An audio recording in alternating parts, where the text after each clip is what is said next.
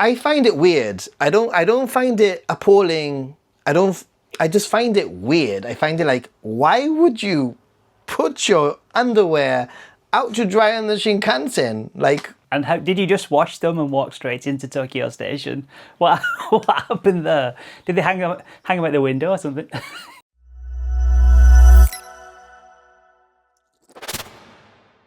Hi, I'm Nathan. Hi, I'm Alan. And we are the J-Cast. Yay, that was really good.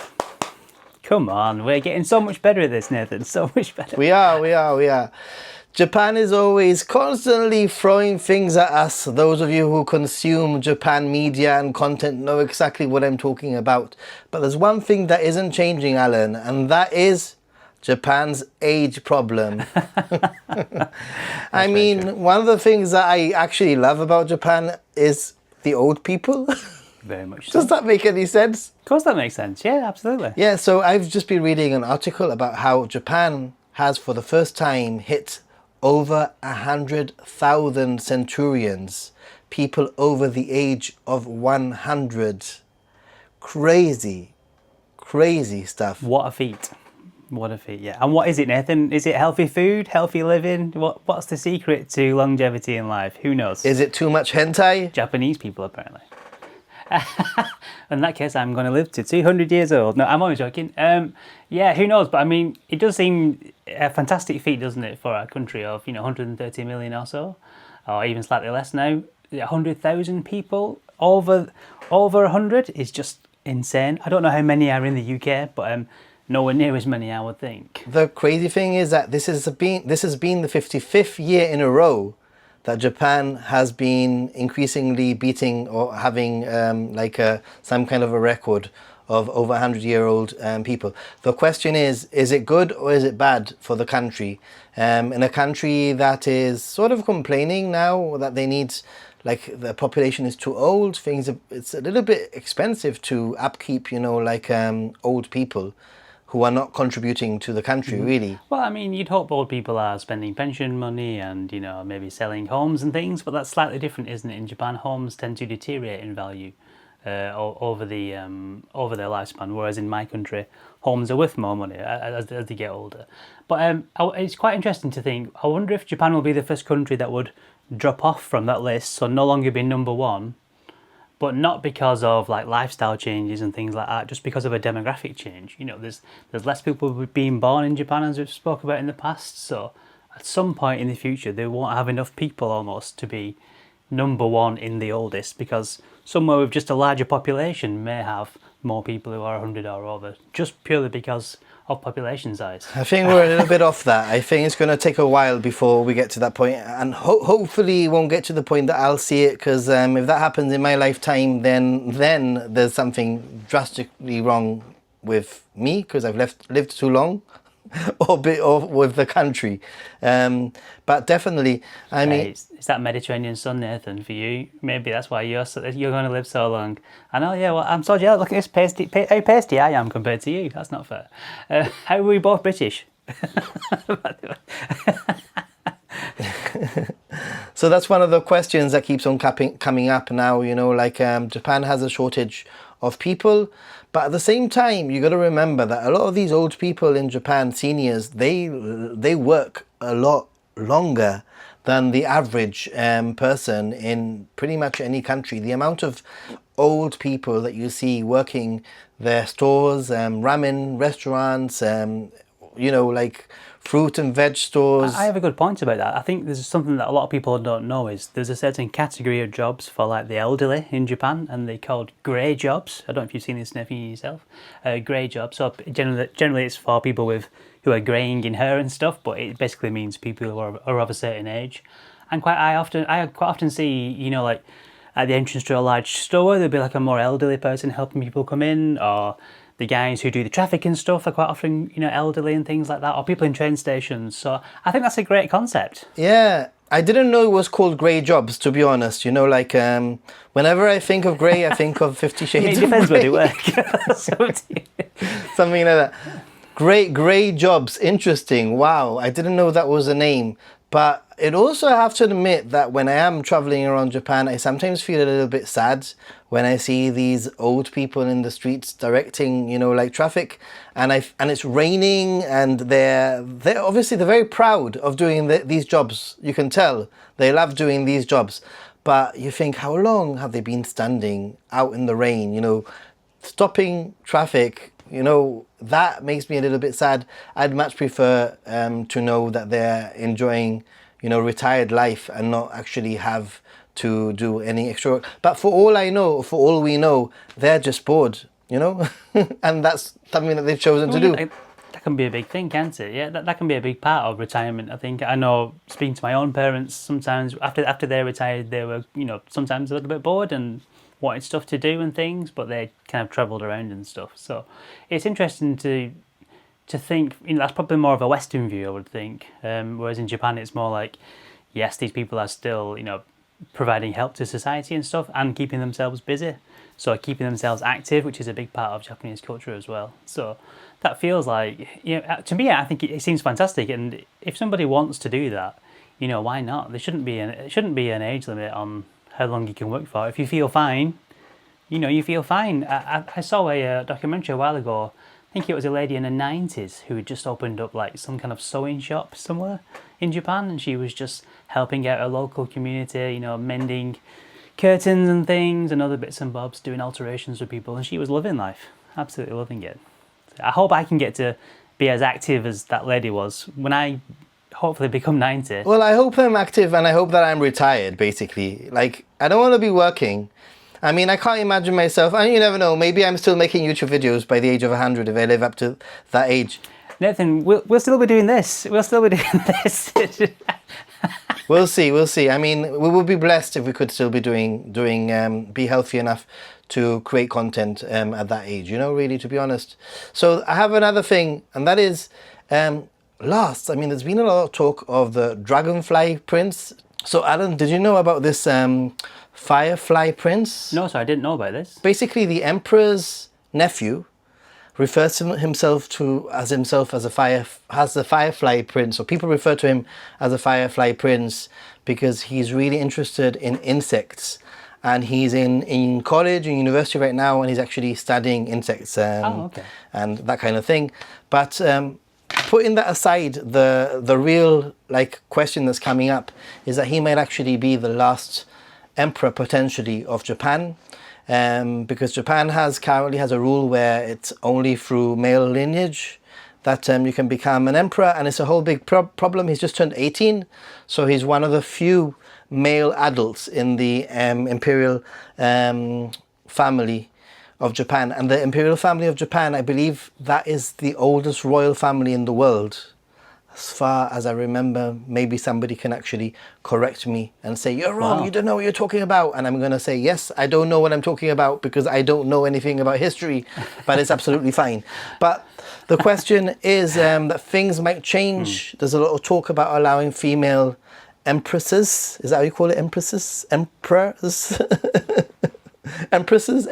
Empress? Yeah. Female emperors. Yeah. And female emperor, I suppose. in the past, they were actually allowed. Yeah. Again, you can double check. I might be wrong. You can tell me in the comments. But in the past, I believe that there have been some female emperors, but things changed, and the reason why male emperors survived were because of concubines. Is that how you call them? Concubines? No.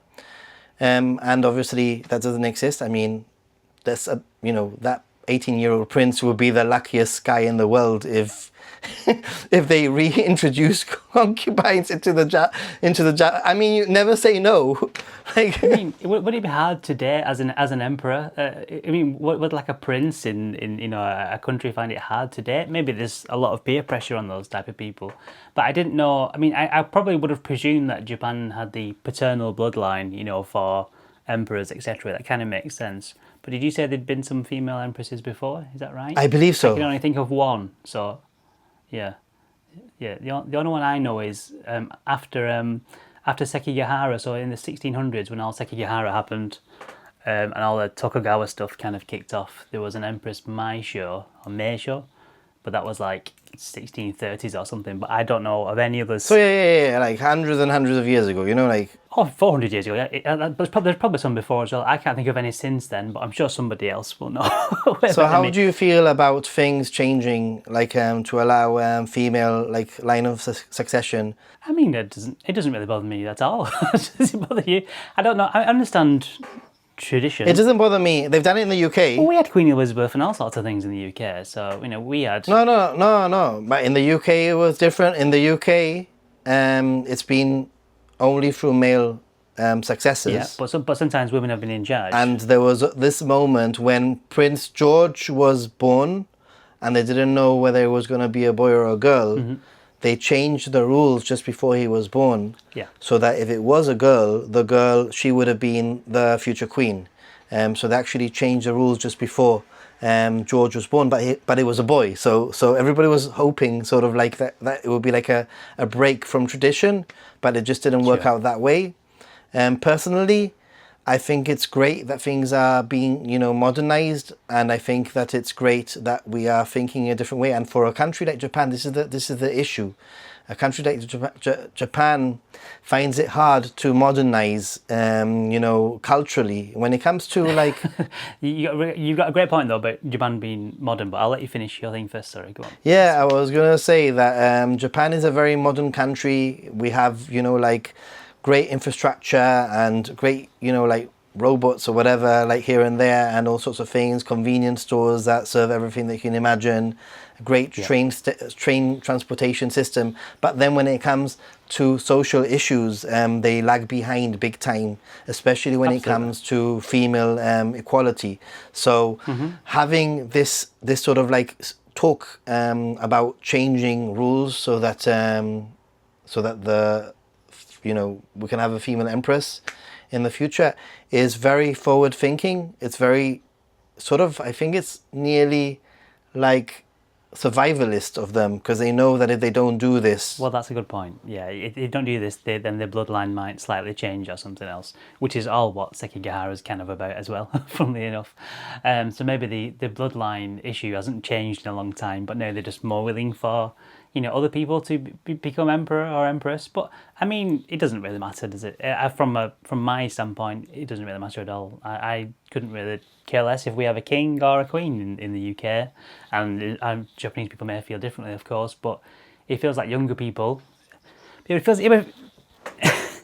understand that tradition is important. But it's tradition. But tradition is important. I know it's weird. It's like, I get it. I want things to be modern, but then like things. Some things are just traditional, and they don't need to be sexist, and they don't need to be like, I mean, if it was the other way around and it was all empresses and males weren't allowed, I would feel exactly the same way, because I feel that if it's been done for hundreds of years, it's tradition. It's weird, but at the same time, I understand. Yeah, I mean, it works both ways, doesn't it? I think one of the aspects of Japan that appeals to me the most is its tradition and its traditional values. So, walking through some ancient temple forest or some old town that's been there for 1,000 years and thinking, who's walked these steps, before me? I really appreciate the tradition that's baked into Japanese culture and stuff. So, and there's a lot of tradition in my own country as well, obviously. In the UK, there's, the local pub in my town has been here for over 800 years. So there's a lot of, there's a lot of tradition in the UK as well. But I can't see both things. Sometimes you've got to be survivalist, you've got to let things carry on, and also tradition is what beckons me to Japan. So I'm kind of a little bit torn. But modern, I mean, I'm a father of two girls, don't forget. So I'm not too bothered about women getting in charge. It doesn't really bother me. Yeah, but I mean, neither am I. I'm all for like equality and equal opportunities, 100%. But it's just one of those things that when it comes to certain traditional things, like historical traditional things, I'm a little bit torn. But at the same time, it doesn't make a difference to me. It's not like I'm going to meet the emperor or the empress in the future anytime soon, or it's not as if it's going to make any difference to my day-to-day whether it's a monkey. A monkey could be an emperor for and it wouldn't make no difference to how I live my life, really. Maybe that's what Japan needs to do. They have the cats in charge of the train stations. Maybe they should give cats some more senior positions or something. Yeah, I went to that train station. Yeah, no, I saw one of your things, but I suppose in the UK we've had Queen Elizabeth for like the last for my entire life. Queen Elizabeth was the monarch in charge, and she was always with her husband and things like that. So Prince Edward, etc. And there was all the other princes who was around as well. So it's it doesn't really mean much. I mean, when I ever see the Japanese emperor now, I always see him with his wife as well. All fairness, and I think it's beautiful that they're always together. So I don't really care who's in charge out of the two. It doesn't make much difference. Although I'd say one thing that I did like, just quickly on that, when the ceremony went through for the emperor to be, crowned, presumably, or to get to that height, for him to become the emperor. I don't know if you saw there was a very moving, I think it was in Meiji Jingu or something else, so probably at the Imperial Palace in Tokyo. But there's a very moving like banzai shout from the audience, which was just fantastic. So they were all kind of stood there waiting for his official thing. And as soon as it happened, they all shouted banzai, which is just very, very moving, very interesting. And that's the tradition, I suppose, again. It was really, really cool. I think it was all the like diplomatic dignitaries and stuff that were there. It was great. Yeah, let's talk about something that you posted on my Discord, and that was the underwear Shinkansen thing. I mean... oh my God. Underwear Shinkansen thing. Can you explain it to the people? Explain it to the public. Yeah, basically, Nathan was in his underwear. No, I'm joking. So, I came across a photo on social media that I shared to Nathan's Discord. I'm sure there'll be a link to your Discord somewhere, Nathan, but make sure you join that. It's a great place for Japan chat.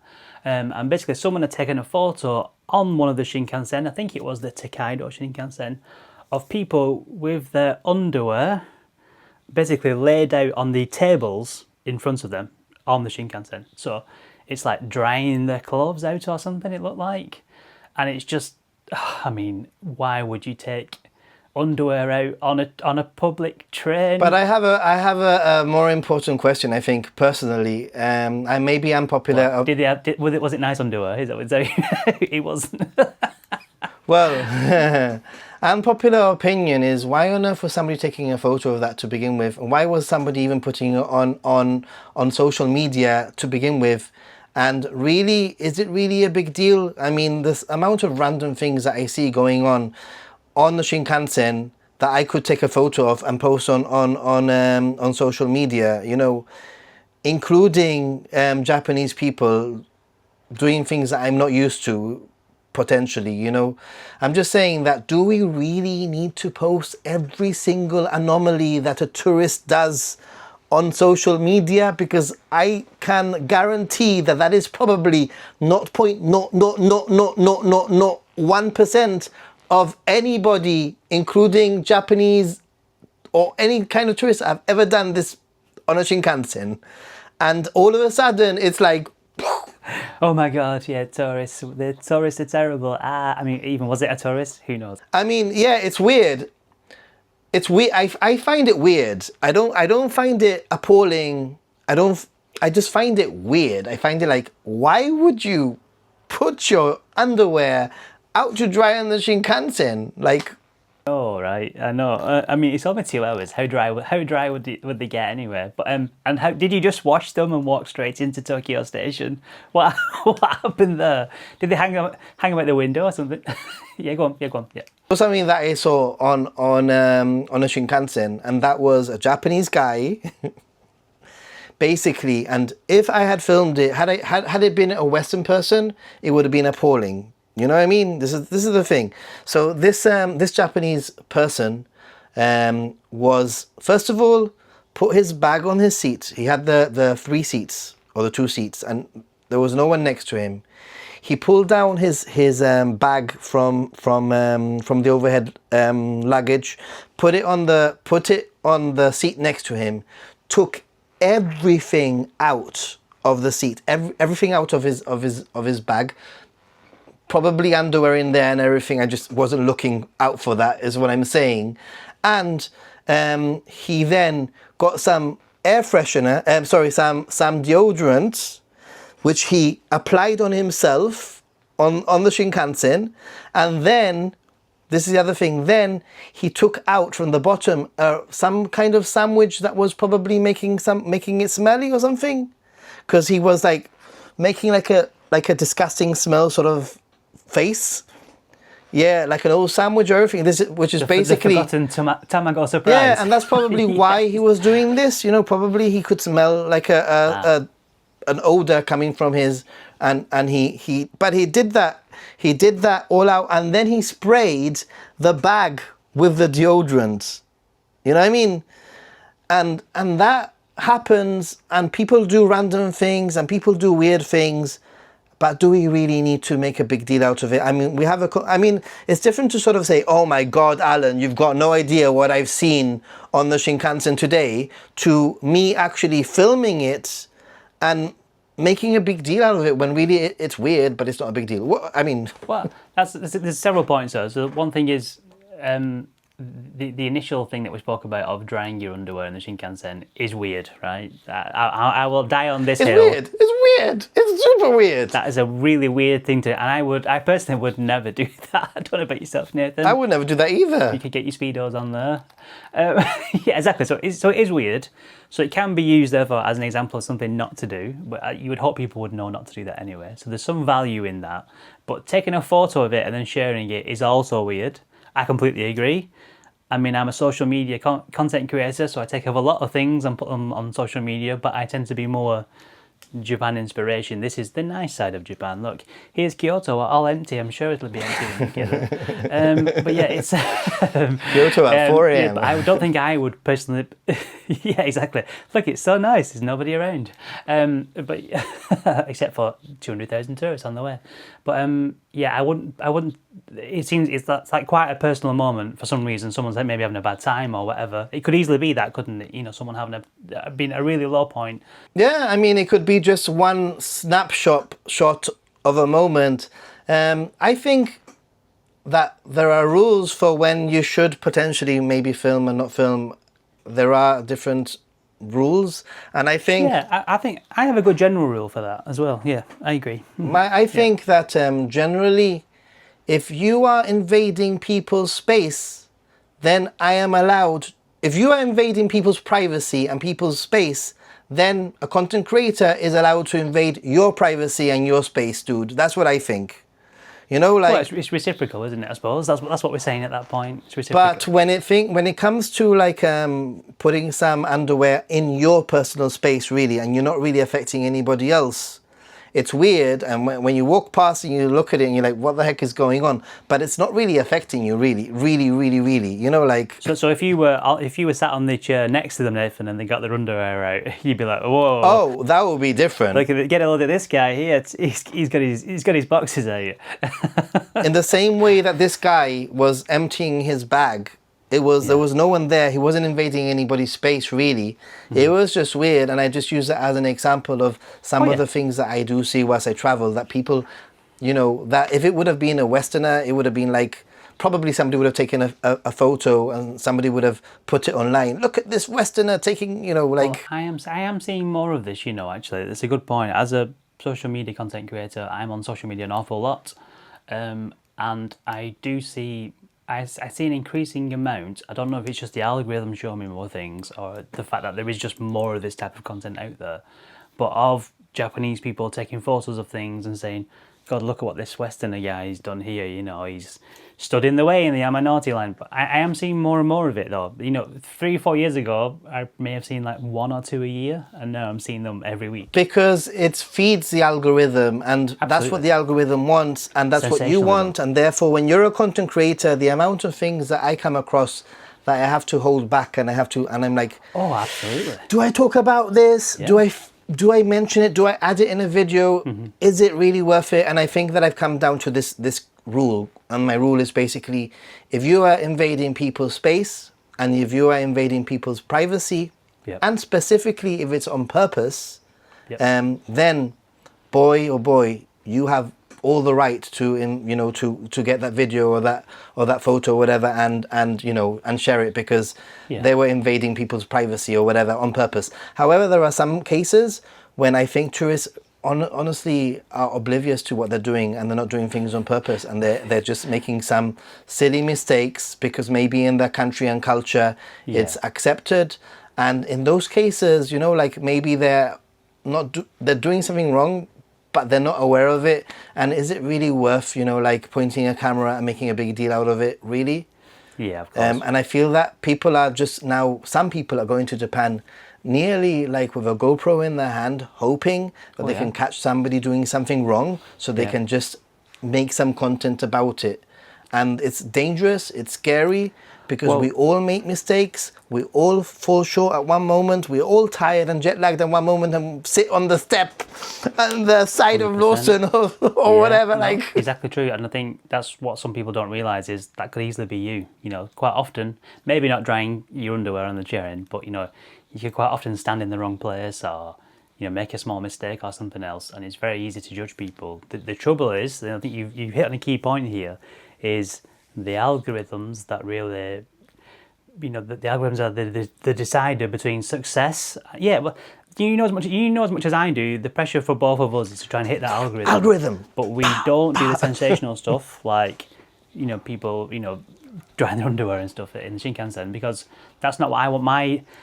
But you know what I mean. It's sensationalism, but I don't want that to be. I want people to see my view of Japan. It's almost like a painting to an extent. It's how I feel about an object, not how it looks. And that's what my photos are. It's how I try to convey how I feel about Japan, not just here's the stupidest thing that's just happened. It'd be very easy to do that and be a sensational channel and get millions of followers, but that's not what I want to do.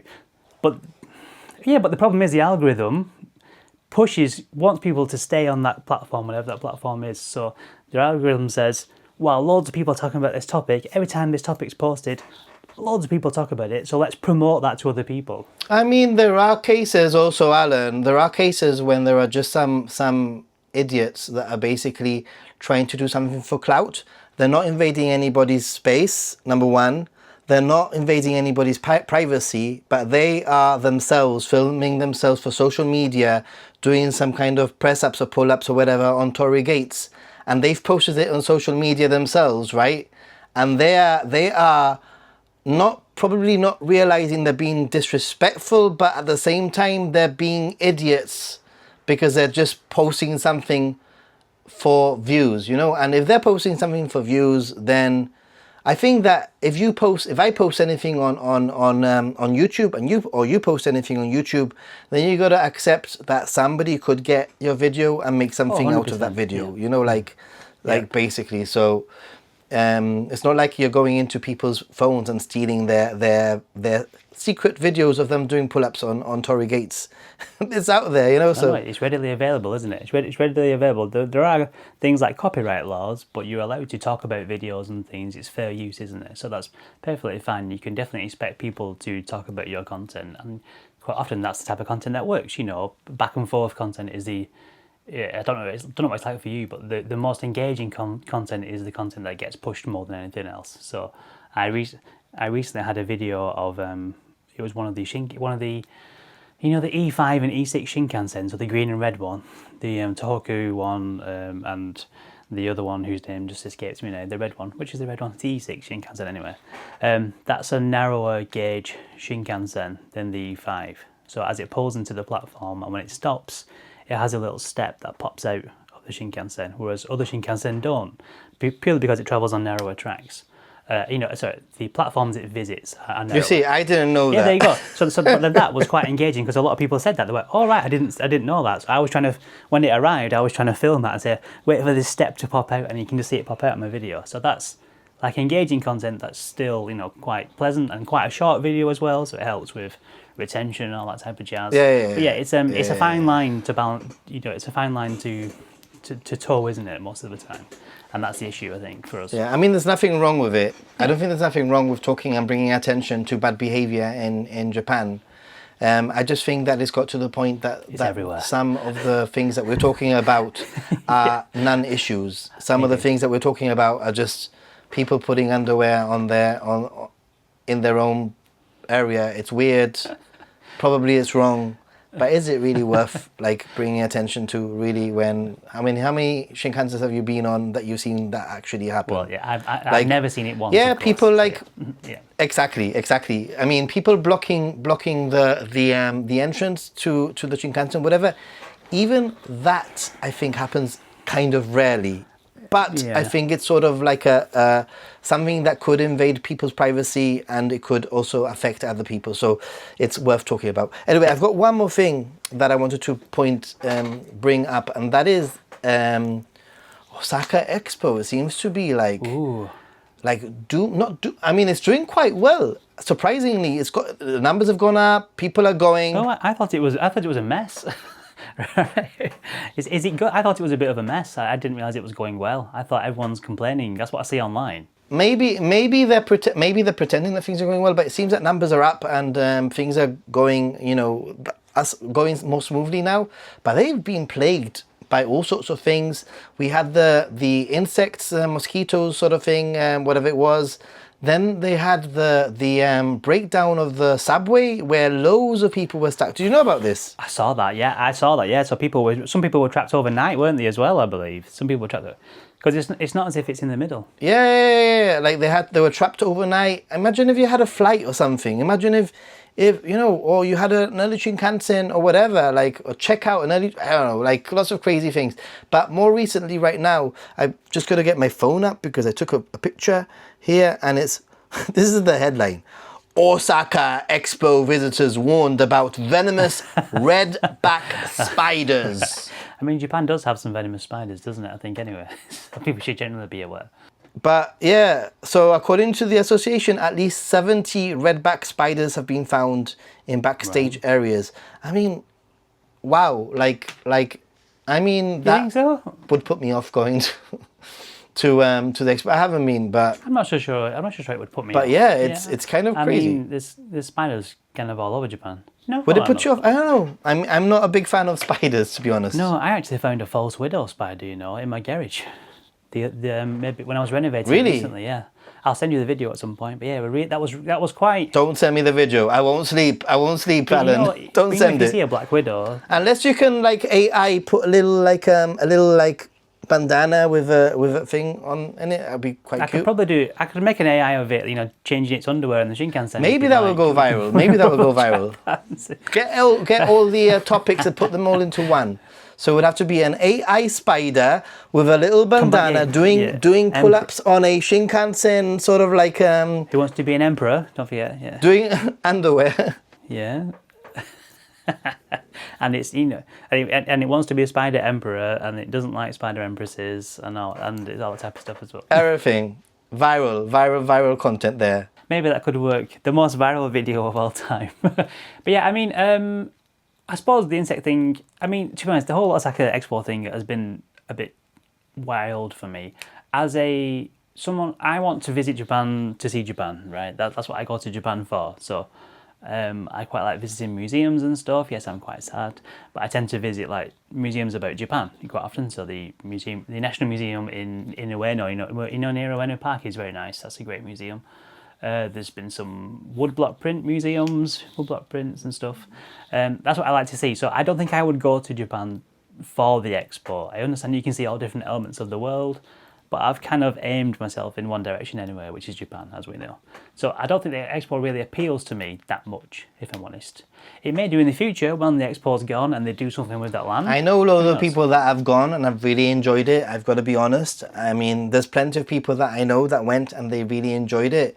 And therefore I can't really give any advice. A lot of people ask me whether they should go, whether they shouldn't go. And I always say, well, if it's something that you're interested in, then go 100%. Personally, I didn't go. I didn't have any plans on going because there were so many other things that I wanted to do with my time. And the lottery system, Nathan, and the dreaded lottery system. Don't forget that as well. There was. Oh yeah, that makes things I think worse things anyway. became better. I'm not 100% like into the whole Osaka Expo thing, so I didn't really do too much research when it came to the Osaka Expo. Okay, so I have something that follows on from the red spiders. Red spiders, were they? That is not blue spiders, but it's actually Angel Kiravanitopsis Paul Lu left a comment in our last video when we were talking about the museum where you could smell the butts of animals. Oh yeah, sure. And he said, how about the Meguro Parasite Museum in Tokyo? Oh yeah. Now, I looked that up, guys, and it was like something out of... Is it like outer space? I don't know, Nathan? like... Is it like really like out of this world type creatures that are visible? It was like something out of Stranger Things. Oh right, wait then. I kid you not. Yeah. Like, yeah, upside down world. It was like kind of, yeah, parasites coming out of parasites, growing out of insects, and it looked pretty interesting. I'm not very sure if I would be brave enough to go to that place. I think I would end up a little bit disgusted, to be honest. But it's interesting. It's definitely not one of the museums I've been to. Yeah, but I mean, I'm not sure I would like to go either, to be honest. It sounds a bit scary, if I'm honest. I'd probably end up like, ugh, you know, I'd be like, ugh, ugh, ugh. You know, I wouldn't want to get in bed or something at night time. I'd probably feel a bit horrible. But it also highlights that Japan has something for everyone. Like literally That's something right. for everyone. You can go and you can check out some parasites in Tokyo if you're interested. And if you do have any questions, then please leave a question or a topic or something that you think we should speak about in the next podcast. It makes our life a lot easier if we have some ideas of what we need to speak about. So let us know down there. And on that note, we're going to say goodbye. So I've been Nathan. And I've been Alan. And we've been... The J-Cast. Don't forget to subscribe, like the video, share, so that you can get a little bit more exposure. And I think that now you can even hype the video. So hype us. Take care, everyone. Bye.